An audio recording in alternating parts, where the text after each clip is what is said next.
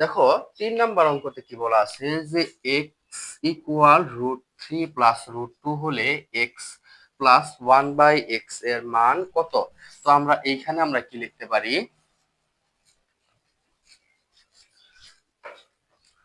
দেখো 3 নাম্বার অঙ্কে যে দেওয়া আছে এক্স ইকুয়াল √3 প্লাস √2। তো আমরা এখানে এখন কি লিখতে পারি, কার মান আগে বের করতে হবে, 1/x এর মান। তাহলে কি লিখতে পারি, 1/√3 প্লাস √2। তারপর আমাদের করণীয় কি ছিল, যে নিচে যে চিহ্নটা থাকবে তার বিপরীত চিহ্ন দ্বারা একই মান বসিয়ে উপরে আর নিচে কি করতে হবে, গুণ করতে হবে। তাহলে আমরা কি লিখতে পারি, 1 × √3 মাইনাস √2। আর নিচে কি ছিল, √3 প্লাস √2 তো ছিলই, এর সাথে আমাদের কি গুণ করতে হবে, √3 মাইনাস √2। আমরা একটা সাইড নোট দিতে পারি এখানে, যে হর ও লবকে √3 মাইনাস √2 দ্বারা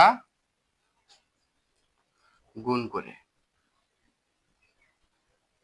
এখন দেখো তো আমাদের কি হয়, এখানে আমরা কি পাইলাম, যে 1 দ্বারা কোনো কিছুকে গুণ করলে যেটা ছিল সেইটাই। আর এখানে কি হয়, দেখো আমরা একটা সূত্র পড়ছিলাম, a square minus B square. সূত্র কি ছিল, a plus B, a minus B.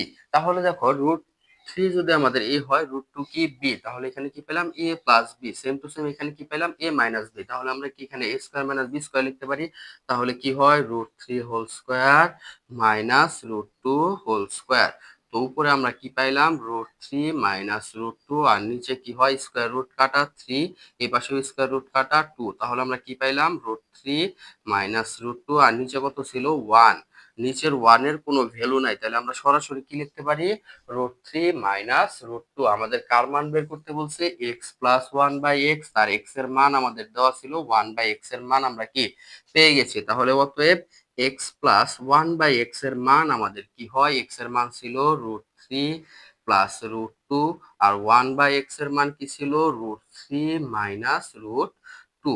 এখন দেখো আমরা কি লিখতে পারি, √3 প্লাস √2, প্লাসে প্লাসে প্লাস √3, প্লাসে মাইনাসে মাইনাস √2। তাহলে দেখো এইটা আর এইটা কাটাকাটি যায়, তাহলে আমরা কি পাইলাম, √3 আর √3 যদি যোগ করি 2√3। আমাদের কাঙ্ক্ষিত রেজাল্ট কি, 2√3।